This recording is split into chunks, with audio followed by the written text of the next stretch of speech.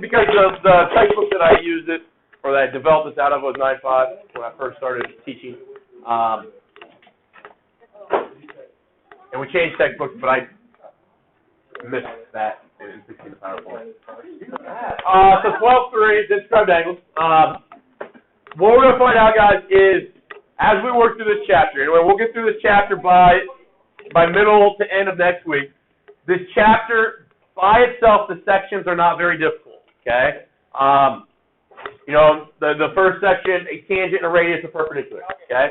Second section, we talked about chords and what chords are, and their relationships of congruency and stuff like that with central angles. Today, inscribed angles, by itself, the information that we talk about is not difficult. What's going to happen, though, at the end of the chapter, towards the end of the chapter, you're going to start seeing pictures like this, where every single angle up there that you see and every arc that you see up there is something that you can find, okay? Now, I'd have to give you some values to start the process, and that's what these types of questions will do, but there are relationships that you guys are aware of. You guys know that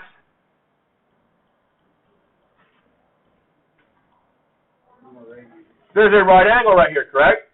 And if we can look at just that portion of the problem, that's easy, okay? You guys also know that that angle right there is the same as whatever this arc here is, right? That by itself is easy to see. Today, we're going to talk about that angle. And by itself, it's easy to deal with. In the next couple of sections, we'll talk about these four angles over here. By themselves, extremely easy to deal with.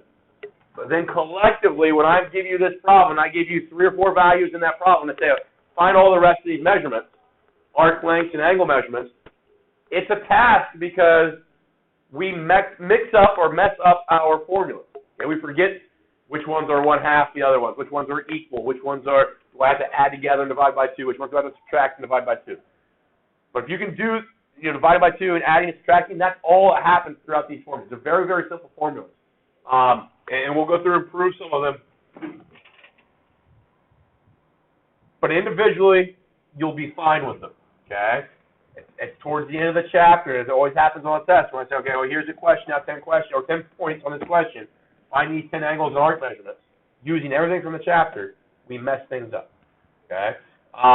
So, knowing that, my hope is that we realize if we can learn them very, very, very well on their individual basis, then later on it will alleviate some of that confusion, some of that issue. Okay? Talk about inscribed angles. You guys know what an inscribed polygon is, right? Yeah. That shape right there is inscribed polygon, meaning that all the vertices are on the circle. All the vertices are on the circle. Hi. Thank you. Yep. All of these shapes here, all these quadrilaterals are inscribed polygons, and I can have as many sides as I want. It could be 5 sides, 4 sides, whatever, but it's inscribed, correct? That verbiage that we use for that shape, calling it inscribed, comes from the fact of what an inscribed angle is. If I were to look at just one of those 4 angles, one of those 4 angles by itself is identified as an inscribed angle. Okay? Would you agree that those right angles up there look like one of those 4 angles of that inscribed polygon? Okay? So, we call that an inscribed angle because when we start making a polygon out of many of those, it's named an inscribed polygon. Okay? So an angle whose vertex is on the circle, angle whose vertex is on the circle, and then the sides of the angle are chords of the circle. Okay, that's called an inscribed angle. Having multiple ones of those creates then your inscribed polygon. And to be an inscribed polygon, obviously all your angles need to be inscribed angles. Allergy to get me there. Why did that go? That's the center of the circle. Why do I need to add that? Huh? It's just the tool that I use to create it. Won't let me get rid of it. Okay, so give you some vocabulary here real quick that you're going to see that maybe you're not familiar with, but I need you to recognize my biggest fear for the end of course exam is not your algebra skills, not your geometry knowledge, it's your vocabulary. If you don't know your vocabulary, you're not going to know what to do, right? Does that make sense? Okay, or what they're asking about. So if you were to see the word intercepted arc or the word subtended arc, maybe you wouldn't know what that means. Okay? So I'm going to write this word here. You would not ever see this. That's intersected. And the way I'm going to think about that is the arc created by, let's just say, angle 1. Okay? If I look at the red chords, would you guys agree that they intersect your circle? These red chords down here intersect your circle, right? Yes. And it creates an arc. Okay? We can refer to that as, it's not correct geometry terminology. We could call it the intersected arc. That's not the correct terminology, though. Okay? But I think intersected is a word that we're comfortable with. We understand that. Okay? The correct math terminology is intercepted. What does intercept mean? Or where does it happen? In sports, right? Okay. And what that means is that you're passing through the path of something, right? I'm going to intercept a pass. I cross over the path of the ball, and I take the ball, right? Okay. So when I say intercepted arc, okay, the intercepted arc is the arc that is created when the chords pass through the path of the circle. Would you agree that if I think about the path of the circle being the kind of the circumference, that chord passes through it, and that chord passes through it, and in between those two pass-throughs, we get an arc. That's called the intercepted arc. Okay? Now another word that we will see is subtended,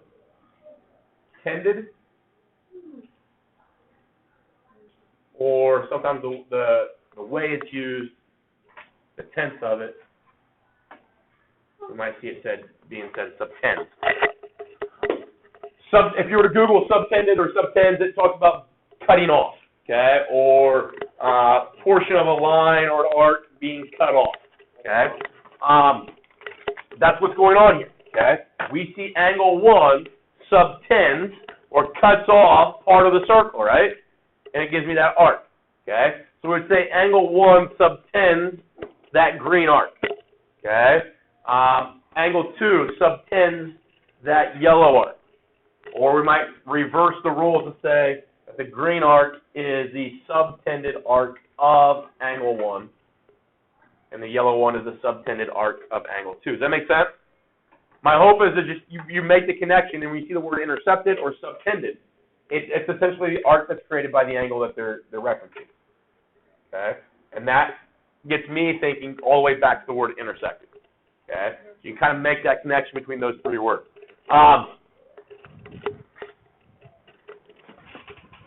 Okay? My hope is that that's not a hard thing to realize and visualize. But when they say, without a picture, you have a subtended arc, I have no idea what that means.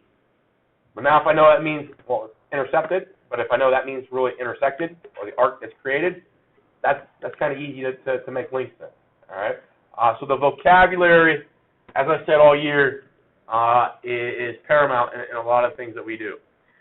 So here I want you to see the relationship between the angles that we're interested in here today.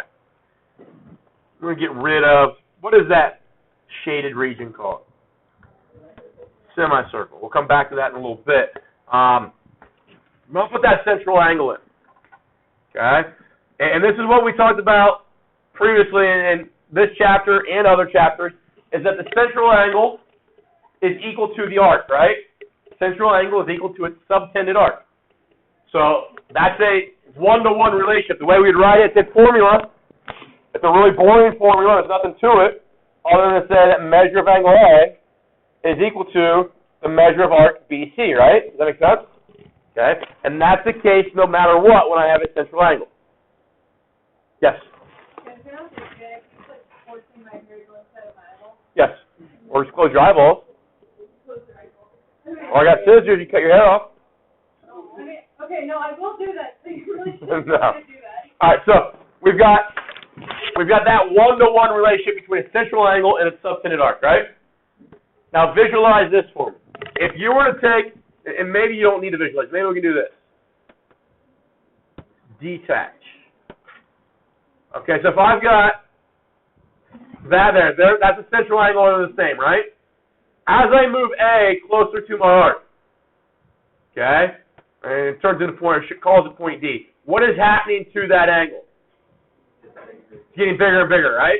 And as it gets bigger and bigger towards the arc, we don't have right now a great way of determining a relationship between that number and that number. But when I pull it away, so if it gets, as I go closer, it gets bigger. As I pull it away, it starts to get smaller. Now I'm going to take that point and I'm going to force it to be on the circle. Gives me an inscribed angle. Let's look at, just kind of make this a kind of a nice number here. Where do you see the relationship between the purple arc and the green angle? It's half. Okay. Yes, ultimately.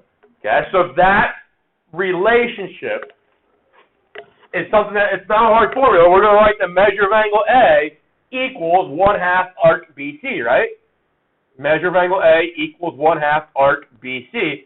And I think I've got to use different variables here. Measure of angle B is equal to 1/2 arc AC with that picture. But that's the key theorem for this section. An inscribed angle is half its intercepted arc.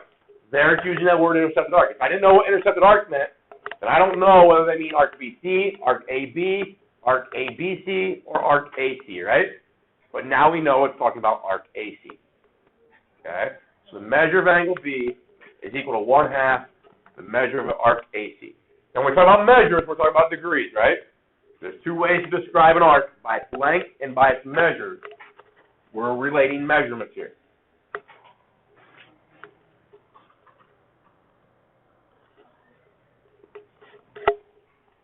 The questions that they ask you then through this section are going to be, essentially, can you divide by 2 to find an angle? Or if they give you the angle, can you double it to find the arc? Does that make sense? Can you divide by 2? Can you multiply by 2? That by itself, hopefully, is an easy process, right? Let's give you an example here. This is what we're talking about. Now, it's going to get muddled. It's going to look messy because they want to visually confuse you. They want you or force you to do something like this. Redraw the picture or hide the information that is not critical in regards to the value that you're looking for. Yes? After we're done with this, can we go back at Yeah. So if that is X in its inscribed angle, how does X in its arc, so the intercepted arc would be that arc right there, right? How should X in that 40 relate? X is half. So X would be 20 degrees. Okay? That's not hard, right? Okay? Now, we want to find Y. So now we're going to focus just on the components that deal with Y. Okay? Something I always do, and I'm kind of showing it backwards here, but what I always do is I highlight, whether I physically highlight it or I just make note of it in my mind, I highlight it in my mind, the arc that I'm interested in.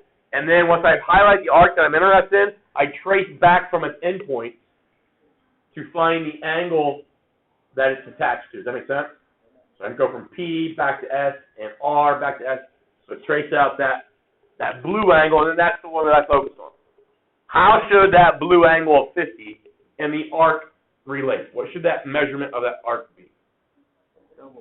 Double 50, right? So that whole blue arc should be 100. Okay? But we already have how much? 40. So what's y got to be? Y got to be 60. Okay? That's something we can do? All right. But again, here's the added confusion. That's what they want to do. They're not going to give you just one inscribed angle and ask you, if this angle is 40, what's the arc? Or if this arc is 40, what's the angle? They're not going to ask that. They're going to put multiple things inside the same picture to make you go through that deciphering process. Okay? Let's look at a relationship here. Let's say that we've got those two inscribed angles. Does that red angle and that blue angle, do they intercept the same purple arc? Okay, so the red one and the blue one intercepts that arc? Red one intercepts that arc, right? Red one then has got to be half of this, correct? Doesn't the blue one have to be half that? So are they both half the same purple 120.48? So what's the relationship between the red angle and the blue angle? They're congruent. Okay? That's a corollary. That's easily proven using that one half, that the angle is one half its intercepted arc. So it's not necessarily a theorem, but we use a lot, we see a lot that it warrants a statement. Okay? And we just say that if two inscribed angles intercept the same arc, then those two angles are congruent. Because you're taking half of the same number for both those angles, right? Okay, so the intercepted arc here, angle 1 and angle 2, the intercepted arc would be that green arc.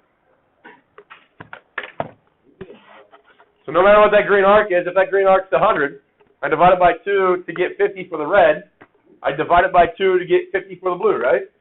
50 equals 50. So angle 1 and angle 2 have to be the same. Questions on that? So here's where we see that in questions. Let's see. I think I've got an example down here towards the bottom somewhere. So question B here. They're going to ask you, what is angle 2? What is the measure of angle 2? Okay. Well, the measure of angle 2, so angle 2 is that angle right there, correct? Does it intercept that arc? Right? So I need to know what that arc is. You've got options here. You can say, well, that arc is also intercepted by that angle right there, right? So if that's 38, this arc's got to be twice that, right? So 67. And if that's the arc, then working back into angle 2's got to be half that, right? So it's 38. Did I say 67? Yeah. 76. I wrote 76. So I worked halfway back, or half, so I worked my way back in by taking half. It gives me 38, right? What's the relationship between that and that? They're congruent. Could I have said that at the onset and not have to use the one-half idea? Yes, and that's what they're trying to get you to use here. That's our purpose of theorems and corollaries and postulates, is to make statements and make arguments much quicker than other routes. Okay. What about? Let's do this real quick.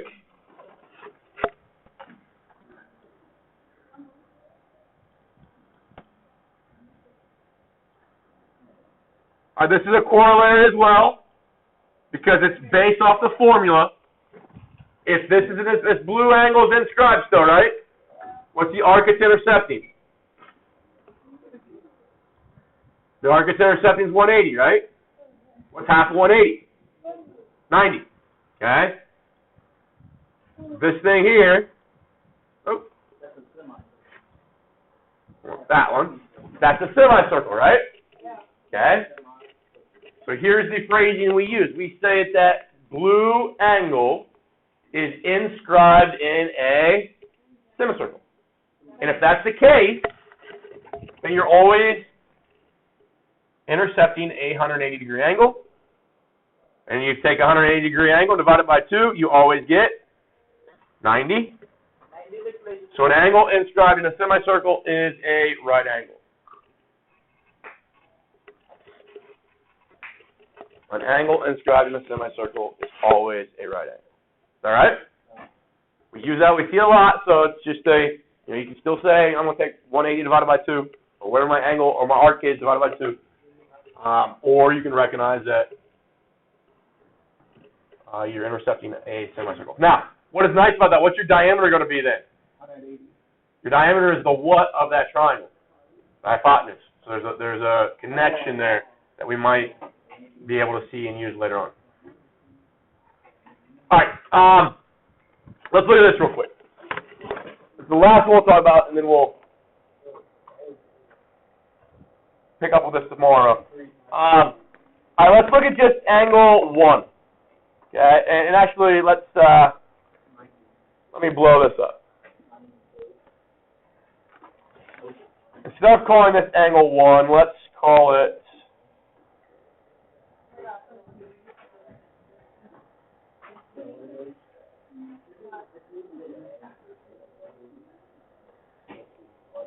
all right, let's call this A. Okay? If that's A, let's call this arc over here. Would you consider that the intercepted arc? Yeah. Let's call that B. Now, I don't know if that's 90. Okay? But don't you know that A is going to be 1/2 of B? That make sense? Now, I don't know if this is a diagonal here or diameter where my cursor is passing through. Okay? Now, if I call this C, angle C there, let's look at that arc. How can I find the measurement of that arc knowing that the purple one was B? Let's say the purple one was 100. What's the blue one? What should these two add up to? What should the blue arc and the purple arc add up to? 360. So if I know one of them is B, the other one is 360 minus B. Okay, so here's my question. How can I then write C? C would be what of that angle? Or sorry, that arc. Half of that arc. So, writing it that way. Okay. Now, let's do this. Let's add the left-hand side of these equations. There are two equations. They're equal. Left-hand side is the same as the right-hand side, right? So I can add, this is a process that we use a lot in mathematics. I have two equations that are looking different, but they're equal. Okay, so this here is equal to that, and this is equal to that. I can add these two together. You can add the left and right, or lefts together. So we got A plus C. That means I would have to add these together, right? It gives me 1/2 B plus 1/2 times 360 minus B, right? That gives me a new equation, correct? But what I've added here, that and that were the same. That and that were the same, right? So I've added the same thing to both sides, and that's fine. That creates still a valid equation. On the right-hand side, I can do some algebra there. I get 1/2 B. What would you do with this 1/2 and this quantity here? Distribute. So I get 180 minus then 1/2 B, right? Apologize for kind of running into, just kind of scrunching this together. But if this is 1/2 B and this is negative 1/2 B, what happens to those? Cancel out. And we use just what? A plus C equals 180. Now what was A? It was a what kind of angle? Or what kind of shape? It was an angle, right? Angle A was an inscribed angle, correct? What was C? It was an inscribed angle, right? Okay. If you have two angles, A plus C, that you're adding together, and you get 180, what is the feature of those two angles? They're supplementary. Okay. Whenever we have, and that's what this corollary is saying, and the reason I go through that is because I've seen this on end of course exam type questions over and over and over again. Practice questions over and over and over again. They use this feature all the time. In a quadrilateral, if the quadrilateral is inscribed in a circle, opposite angles are supplementary. And that little algebra proof is the verifying of that. Okay? So what they'll do is they'll give you an expression for 1. They'll say it's 2x plus 5. They'll give you an expression for 3, and it's 5x plus 15. And they ask you to solve for x. to know that they're 1 and 3 are supplementary, 2 and 4 are supplementary. Is that all right? Okay. Is that the case if it's not inscribed? So I have a quadrilateral that is not inscribed. Let's say that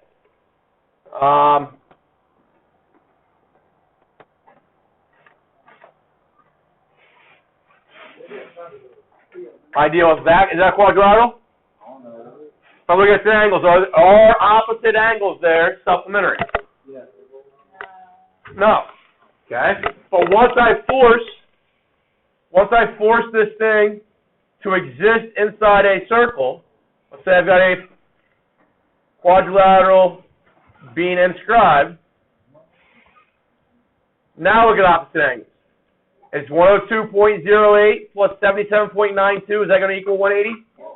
Is 99.93 and 80.07 going to equal 180? Yeah. Yes. Okay.